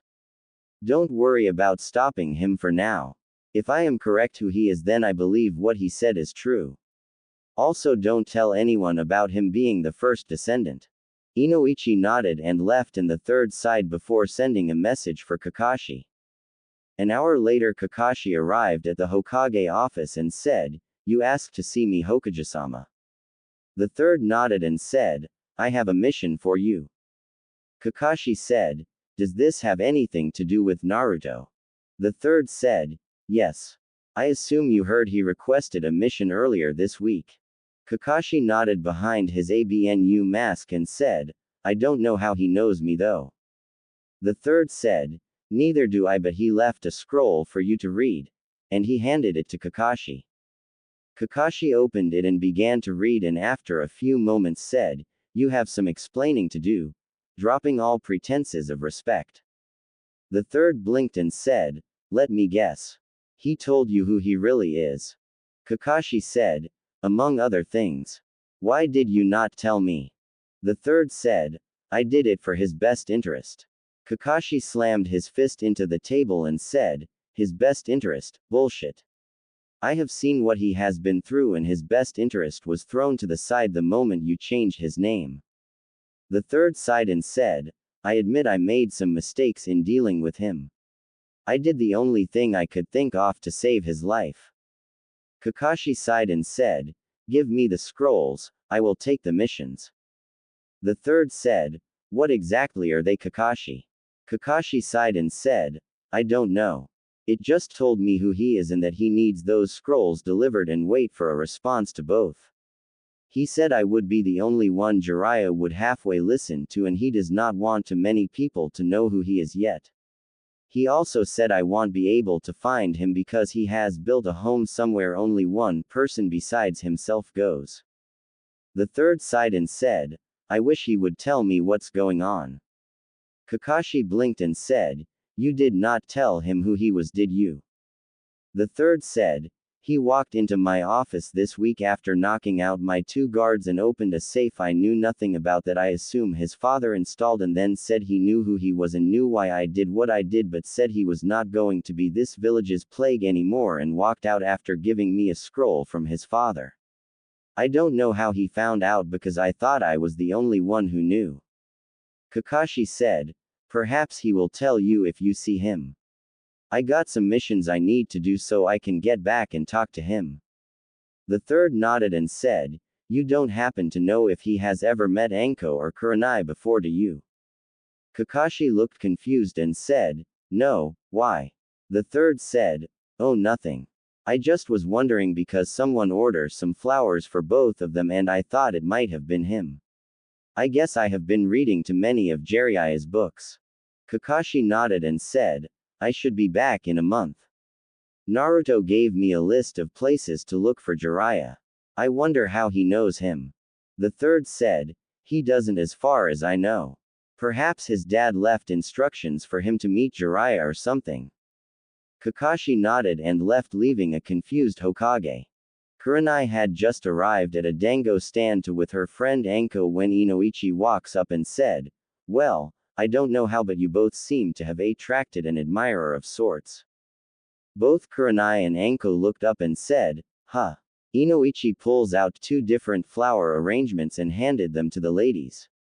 Anko said, I wonder what some gaki is trying to pull, as she took the flowers and sat them on the table acting like she did not care but took the scroll and began to read. Kurenai also took her flowers but smelled them and then took the scroll attached and read it and blushed as she read it. Inoichi said, "So what's he say?" Kurenai looked up from the scroll and said, "You actually met him. What does he look like?" Anko seemed to be listening in and Inoichi said, "Truthfully I don't know. He matches the description Anko gave for the guy in the henge. He still had it on and managed to escape before I could take him in." Anko growled and said, "I am going to kill the Gaki." Kurenai said, "What does he say to you?"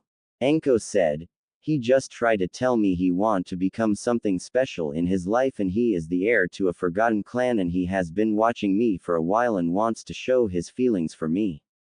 He also says that he has also gotten to like you and one other from another village he is hoping to get to know and perhaps have a relationship with. Sound like a pervert to me." Kurenai said, "You think it might be Kakashi? He is a pervert." Inoichi said, "I can guarantee it's not Kakashi." Both women looked at him and said, "How can you be sure?" Inoichi looked around and said, "Simple, Kakashi can't control plants." Both women blinked and said, "Huh." Inoichi said, "He claimed he is related to the first Hokage and the third said he thinks he knows who he is but won't tell me who, but you did not hear that from me." Both women nodded and Inoichi said, "Well, I got to get back to my shop. I will be glad when Ino is old enough so I don't have to close shop." After he left, Kurenai looked at Anko and said, "What do you think?" Anko said, "Whoever he is has a date with my snakes." Kurenai snorted and said, "I can't believe I did not recognize he had a henge on when he looked like Asuma." Anko said, "You think it might be him?" Kurenai said, "Not if what Inoichi said is true. Do you think he is a descendant of the first?" Anko said, "I don't know but I have another question on my mind." Kurenai said, "And that would be?" Anko said, "He called me something nobody but my parents have ever called me. I want to know how he found out." Kurenai nodded and said, "What do you think of the flowers?" "Somehow he knew my favorites." Anko said, "I don't like flowers so I don't have a preference," looking around lying. Kurenai said, "So if he ask you out you going to go?" Anko said, "Please. Gaki would have to do better than a few weeds to impress me." Kurenai said, "I might, just to find out why he would flirt so openly like this." Anko sighed and said, "I got to go. Ibiki said he wants me to work on some new intimidation stuff." Kurenai nodded and said, "Take care and if you hear from him let me know." Anko nodded and said, "If Gaki's smart he would avoid me unless he wants to die," and left. Kurenai did also walking by a man with blonde hair and black eyes reading a book on her way out. The owner walked over and the man said, "Hi buddy. I heard from a friend of mine that this is the best dango shop in all of Konoha." The owner said, "Whoever your friend is must have great taste as it's true." The blonde said, "Name's Arashi and I am a businessman of sorts. I travel a lot and have some unique taste and I was wondering if you might be interested in a sort of business deal." The owner said, "Not really but I will listen since no one else is here right now. By the way, the name is Leo." Arashi smiled and said, "Nice to meet you Leo and I think you might like my offer. I don't really want to do anything to change your restaurant except pay in advance for a few items to be in stock so when I am in town I can have it. My offer is 100,000 a year if you would just carry 6 items. 3 different fruit and 3 wines that's it. I like to relax with dango fruit and wine but it hard to find these items in villages this far away from Cloud." Leo said, "Well we don't really have trade routes with Cloud so I don't think it's possible even though you have a great deal." Arashi said, "That's not a problem. Even though the wine I want is common in Cloud it is not made there. In fact I have a supplier who can deliver them. I just want to make a contact here to supply it since I am planning on spending a lot more time in the Leaf Village." Leo looked at him and said, "Well that doesn't sound too bad but the 100,000 a year you cost me if I have to store the items for any period of time." Arashi said, I understand, perhaps I can make it better for you. Every year for 4 years you go with keeping the item in stock. I will give you a bonus at the end of the 4th year of 200,000 for any inconvenience. Leo seemed to be in thought and said, deal. How long would it take to set up the supply line? Arashi said, I should have it set up within 2 months. Leo nodded and said, sounds good, partner. Arashi said, partner. Well, if you insist. Leo said, yeep. I was actually in a little financial problem since my regular suppliers sold out last month. Arashi nodded and said, well, it's getting late. I will draw up the contract and bring it by later this week. Good night. And he got up and finished his drink, walking off. After he made it outside, he walked toward a side street and then down an alley and stopped and said, your detection skills are getting better, Senseiheim. A genjutsu dropped, revealing Kurenai at the end of the alley and said, yours are also good. So tell me, when will I actually get to see the real you?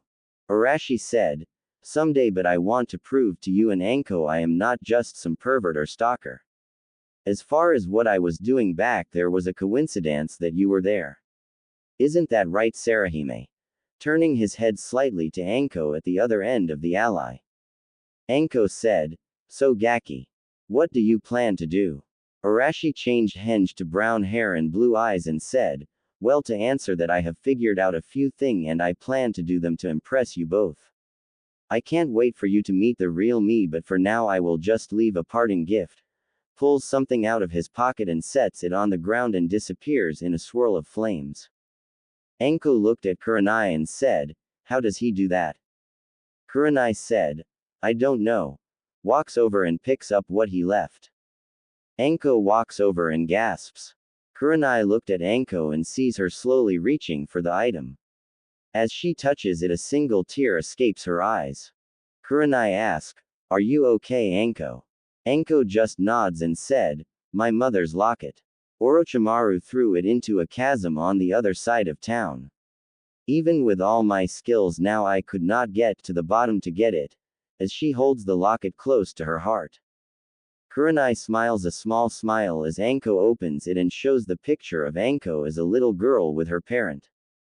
They both stand there in silence for a few minutes and Anko whispers, thank you, before they part for the evening. On a rooftop a little ways away from the two, Arashi says, you're welcome, and flames shushin home. 4 days later at Suna, one Hatake Kakashi was standing in front of the cage in his ABNU uniform and said, thank you for see me, Kazekage-sama. The cage said, of course, ABNU. So what do I owe the pleasure of your visit? Has something happened that the Hokage needs to draw to my attention? Kakashi said, honestly, I don't know. I was given a mission to deliver a scroll to you and wait for a response, as he holds out a scroll. The cage looked at it and said, very well. And he takes the scroll, opening it and begins reading it. After a few moments he puts the scroll down and looked at it a few minutes and said, I will arrive at that time to allow a meeting. Correspondence will be allowed and I accept the gift he has given. I will also not mention it to anyone besides my family. Tell him that I agree to his stipulations. Kakashi nodded and said, I will tell him when I see him. Kakashi started to leave and the cage said, you don't know what delivered to you. Kakashi stopped and turned and said, no, Kazekage-sama. The cage said, tell me, ABNU. Do you know this Kazama? Kakashi stiffened and said, a little, sir. My duties keep me away from the village mostly. The cage nodded and said, do you know if he is a good person? Kakashi blinked behind his mask and said, I believe so. The cage said, good. Dismiss and safe journey. Kakashi nodded and left, heading for his next destination. Back in Konoha the next day, Anko was walking through the forest of death holding the locket she received earlier this week when she felt some chakra coming from inside the forest. Deciding to investigate, she quickly used her stealth to travel deep into the forest to the side farthest from the village but also the most dangerous. She followed the chakra source for about half an hour, and when she arrived at an area she felt the source from, she was shocked because of the sight that greeted her. Over 500 cage bun shins were waterwalking and running up and down trees. She recognized the cage bun shins as the Kyuubi kid. Suddenly she saw something fall into the clearing and destroy a couple of clones that were balancing on kuniyas. She looked up and nearly had a heart attack. Sitting in the trees was a huge mansion. She made sure she was concealed and held her chakra as low as possible as she looked around. She watched and soon saw one of the clones that was different. She looked at it and watched as 25 new Kajbunshians appeared around that one. She then watched as the 25 clones changed into different people and take up different fighting stances. She saw one of herself in the group and became confused as she watched herself get into the serpent stance. The one she noticed was different before got into a fighting stance she did not recognize, and then the 25 clones that were people she knew or did not know began to fight. The battle was deadly. The techniques she saw them use was something she never would have expected. The one of Asuma used trench knives and even had a wind affinity. The one of Kakashi surprised her the most as it used Chidori. Kurenai used the Treeband of Death. Hiati used the Crescent Moon style of sword fighting. Her clone used the Hidden Snake Hand. She watched the battle as each and every move was countered by the Naruto she assumed now was the real one. She then got a surprise that she would never have dreamed. The kid used the fourth prized jutsu Rasengan and Haraishin. Even though she had never actually seen them, she had read enough about them to know that's what they were. She watched as some of the weaker fighters were taken out. The guy clone and a mini version of him she could have sworn opened the gates. The kid was receiving wounds but kept on fighting. A clone of Itachi said something that made Anko puzzled. I will kill you Kyuubi just like I killed my clan. Soon the 25 clones that had started were down to 2. Anko looked at the 2 and were surprised by who they were. What happened next made her blood run cold. The 2 clones that was standing there were Tsunade and Jiraiya. Another clone appeared and this time Orochimaru stood there. She listened as his clone began to speak. Kukukukik Naruto-kun. I see you are still too weak to kill me. How can you hope to protect the women you love from me? Naruto looked at him and his eyes changed red and said, I will kill you Orochimaru. I will do it for all the people's lives you have ruined and are planning on ruin. But most of all I will stop you for Sarahime. And Naruto suddenly jumped onto a tree branch and grabbed the tree branch, causing it to attack Orochimaru. Anko, who saw all of this, was frozen in place. She then heard the other 2 Sannin clones speak. Naruto, why do you fight for a village that curses the day you were born? Tsunade said. Jiraiya said, come on kid. Do you really think with everything you do you will ever find happiness in this village? Naruto said, shut up grandfather. I heard it from you before. And you grandmother. First putting dad up for adoption just to keep from upsetting the Hokage. Please, you claim it was for his protection but I know the truth. Then never telling him who you were. I lived most of my lives alone and that pain is impossible to understand. The loneliness of not knowing if you even had a family and then find out one is out writing books and the other gambles and drinks. I swear when I restore my clan I will not only love my wives but my children. And he charged all 3 Sannins, attacking each as they used their individual skills. Anko's breath was caught in her throat as she watched him stand toe to toe with the Sannins. She gasped when she saw her former master use a ceiling on his stomach. What happened next would forever be in her memory. Naruto slowly stood up and looked at Orochimaru and said, too late Orochimaru. You can't seal what's not there. Kyuubi's been dead for a long time now. Now join him. And Naruto flamed Shushin around the battlefield attacking from different areas. Sadly all of the Sannins still stood strong. Finally Naruto fell to the ground face first. He rolled himself over but just laid there and passed out. Anko was about to jump down but something she heard earlier made her stop. But most of all I will stop you for Sarahime. She then thought of the flame shushin attacks he used in the controlling the trees. This Gaki was the one who'd been flirting with her and Kurenai. She started to get angry at that until she heard him still on the ground speak. I am trying, Sarahime. You told me you liked white roses and I already got your locket for you. I will get strong enough to protect you from him. At least I have not screwed this life yet. I hope everything works out. I am getting tired of repeating lives. You still look beautiful to me. Senseiheim also. I know the old man is already suspicious of me, but I don't care. He did not trust me before, so why should he trust me now? You always have such good advice, Sarahime. First you tell me to learn about all the women I would like to live my life with. I tried that and found 3 goddesses that I would be honored to grow old with. There's you and Senseiheim, and then there's Tamarihime. It's being this young Aegean. I have the body of an almost 6-year-old but the mind of someone many years older. I gave up a long time ago keeping track. Well, I guess I better get started, Aegean. I will be glad to be a genin Aegean so I can finally show you my true self. I hope you're safe and happy, my Heims. And he got up and started to walk toward a tree to get back to his house, only to pass out and all of his clones disappear. Anko stood in place where she was as she listened to him. She was thinking, Kyuubi's dead. Grandfather, grandmother, repeating lives. What the hell is going on?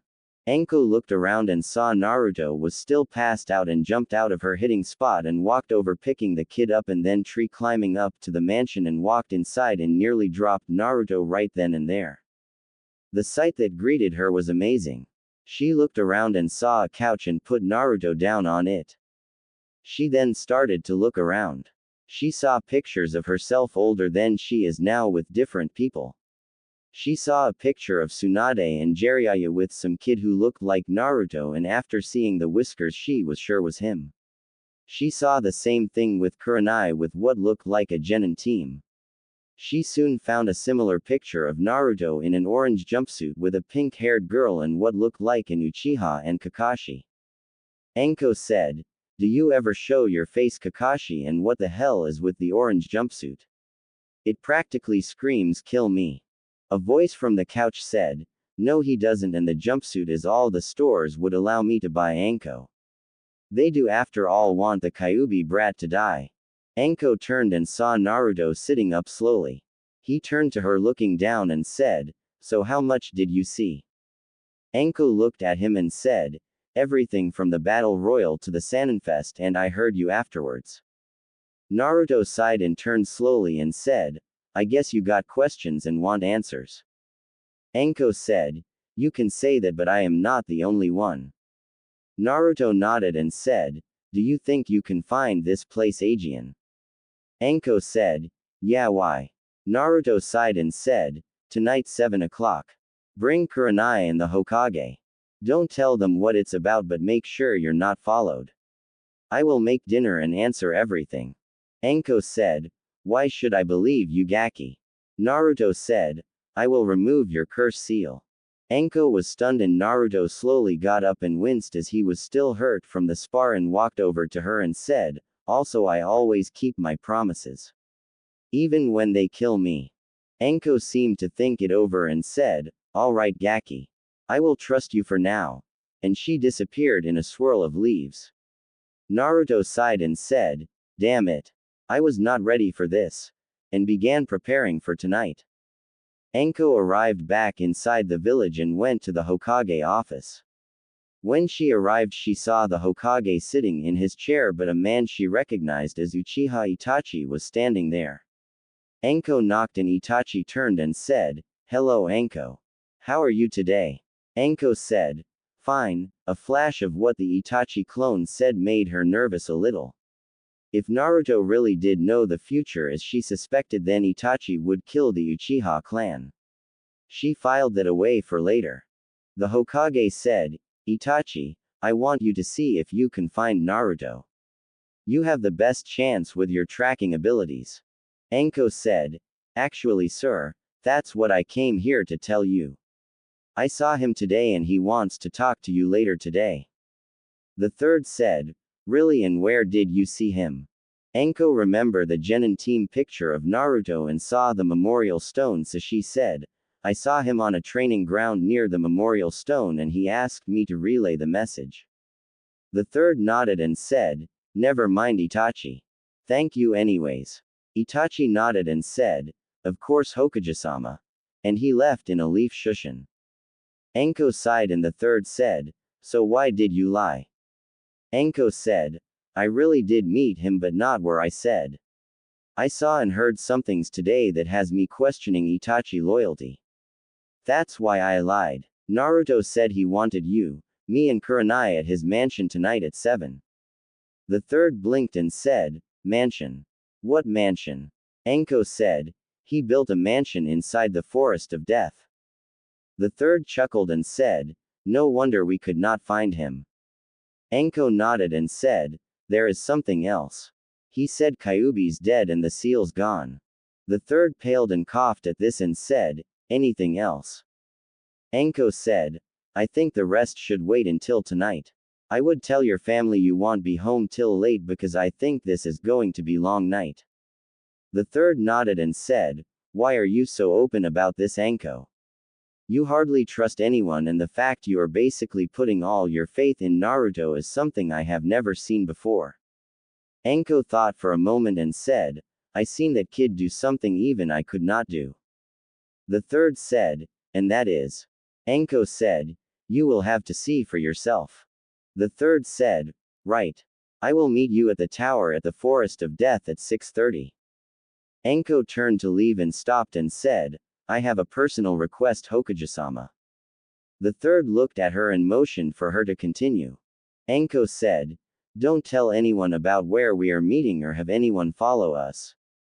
The kid seems like he's been betrayed more times than I have and his trust is only so far. The third sighed and said, I understand.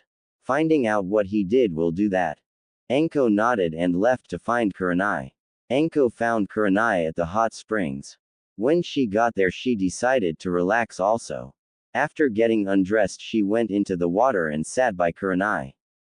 Kurenai said, I thought you would be training today. Anko said, I was until I met our mutual friend today. Kurenai blinked and said, really? Did you find out anything? Hana Inazaka a Genin said, really Kurenai and Anko? You both have a guy you both like. Who is he? Kurenai said, it's not like that. This guy is playing the whole mysterious person thing and has been flirting with both of us. Anko said, he wants to meet us tonight at 7. The two other women besides Hana and the two Haims looked at them and Hana said, really, so where does he plan to meet you? Anko said, I found his home and he is going to prepare dinner for us and tell us everything we want to know. Kurenai looked at Anko and said, exactly how did you find him, Anko? Anko said, I found him when he was destroying a training grounds. The Gaki could probably beat most of the village if he really wanted to. Kurenai sighed and said, learn anything new about him. Anko smirked and said, I saw what he really looks like. Kurenai sat straight up, shocking everyone, and said, tell me. Anko shook her head no and said, I will tell you this. Don't let your first impression fool you. Kurenai sighed and said, I hate your cryptic games. Anko said, meet me at my place at 6:15. Kurenai said, but you said he wanted to see us at 7 inches. Anko said, you will find out why later. And got up to leave. Hana looked at Anko and said, are you going to tell us anything else? Anko placed her hand on the locket and said, nope, and turned to leave. Kurenai sighed and Hana said, details. Kurenai cursed Anko and said, all I really can tell you is that he says he has admired us both for some time and that he is a good kisser. Hana said, and how do you know that? Kurenai blushed and said, I saw who I thought was Asuma walk into an ally and I went to flirt like we sometimes do. Turned out it was this mysterious guy in an advance henge that can't be dispelled. Trust me, I tried. He has shown up in 3 different discourses and has sent us flowers and recovered that locket Anko said Orochimaru threw into that ravine near here. Hana said. Sounds like he is going all out to impress you both. Kurenai said. Seems like it though. I wonder why he really is hiding who he is. Hana said. Perhaps it's someone who was too shy to tell you. Kurenai said. Maybe. As she relaxed thinking about later. Later that evening at 6:30 Anko and Kurenai arrived at the tower in the Forest of Death and Kurenai said, What are we doing here Anko? Anko said, We are meeting his other guest. Kurenai said, Who? The third walked up from behind them and said, That would be me. Kurenai said, Hokage-sama. Surprised. He smiled at her and said, Shall we Anko? Anko nodded and began leading them to Naruto's home. When the three arrived at the mansion the sun was just setting and they could still see the place. Kurenai and the third were in awe by the place and Anko was a little but not as much as originally. The mansion was 2 stories tall and could probably hold 50 people comfortably. After they climbed the tree they walked to the front door and it opened and a man in a butler suit was standing there. The third chuckled at this and said, That has got to be the second best way to use Kagebunshians I have ever seen. The butler said, Of course Hokage-sama. Paperwork is the best way. The third said, Indeed, and thanks for the tip. Now might I inquire as to where our host is? The butler said, He will be down in moments and dinner will be ready shortly. He left orders to see if you needed any drinks and said to make yourself at home. The third nodded and Anko said, I think before he gets here you should look at his pictures in the living room. Might make what he says more believable. Kurenai and the third shot her a confused look and followed her into the living room. Looking around raised several questions for both the third and Kurenai.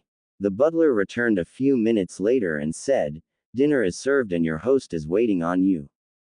They all nodded and followed the clone into a dining room and 2 more butlers were there and pulled out the chairs for Anko and Kurenai.